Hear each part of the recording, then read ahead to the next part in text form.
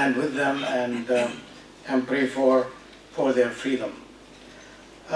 Before I begin my remarks, it just occurred to me that tomorrow, 17 years ago, on Friday the 25th, 1994, a man by the name of Baruch Goldstein, a medical doctor and a Jewish settler, went into the Hebron Mosque while the Muslims were at prayer, and with his machine gun he gunned down 29 Muslim worshippers. And I'm sure that's part of what people will be remembering tomorrow. And he did it in the name of God and in the name of the Torah. So I think if you don't mind, while seated, let's just take a moment and to think and say a prayer for all victims of religious violence. And when I think of religious violence, I'm thinking about Muslims who have been victims of that, of Jews, and also of Christians. So let's just take a moment remembering what happened in Hebron and remembering what's happening, unfortunately, in other parts of the world.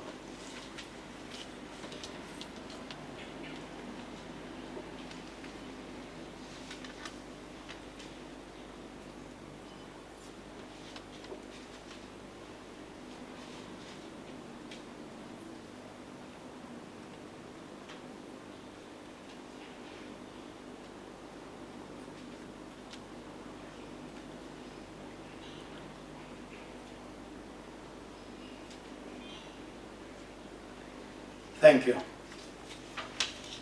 When we think about empire and religion, some of us probably think about the adage that I think probably came from Africa at one point, because the missionaries sometimes preceded the colonialists and sometimes followed the colonialists.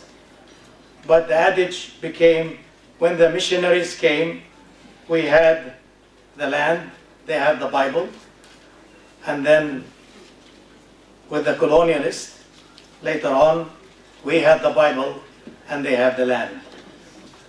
This is again one expression of the way empire and religion has worked in some parts of our world. Due to my limitation of time, I have about 25 minutes to speak. I want to mention briefly 3 points about religion and empire. And I have a much longer text, but I did it in an outline form just to really meet my time limitation. So I want to talk about the God of empire. I would like to also then talk about, very briefly, about the biblical archaeology and empire, and then Bible and empire.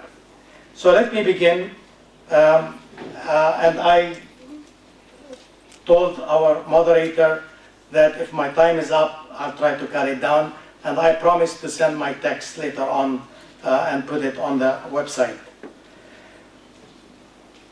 The way we see Israel for us, Israel is an integral part of American empire.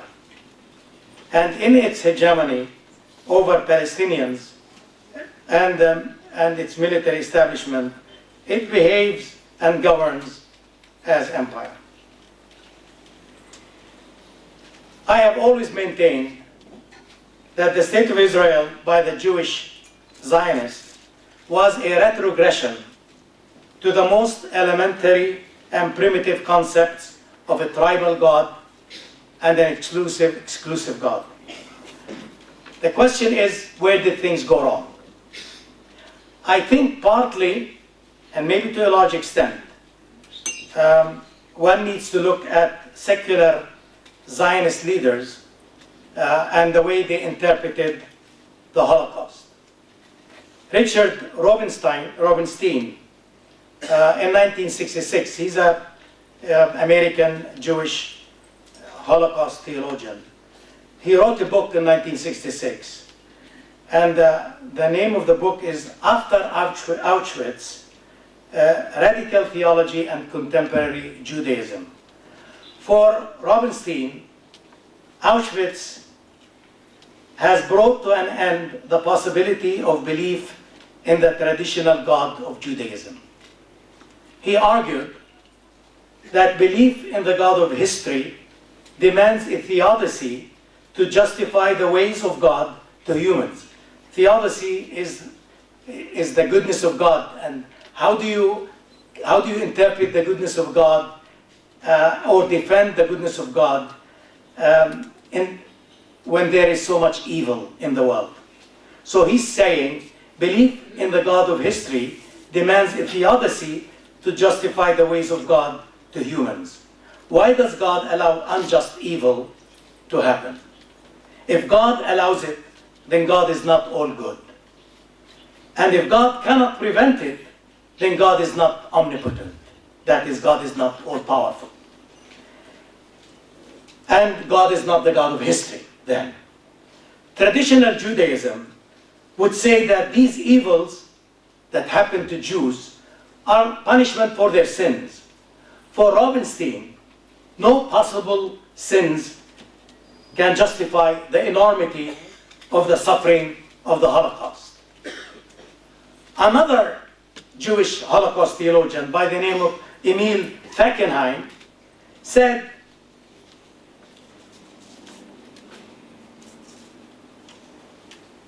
that what the Zionists have done in the creation of the State of Israel represents human will in touch with the absolute. For him, the Holocaust made the belief in the traditional understanding of God impossible. In the Holocaust, most Jews went to their slaughter without raising a finger. Others resisted. And for him, when Jews started resisting, that was the beginning of redemption. In other words, when the people themselves started resisting, that's when they began to change. Redemption started with the people standing up and fighting. For Fackenheim, the authentic response to the Holocaust by religious or secular Jews, by Jewish or even non-Jews, must be a commitment to the security and the well-being of the State of Israel. So the establishment of the State of Israel, largely by secular Jews, secular Zionists, with the slogan, "Never Again," meant to ensure that Israel will be so strong that no country, no group can threaten its existence. So, before the end of the 1950s, Israel started 1948. On the second part of the 1950s, the State of Israel started building nuclear weapons.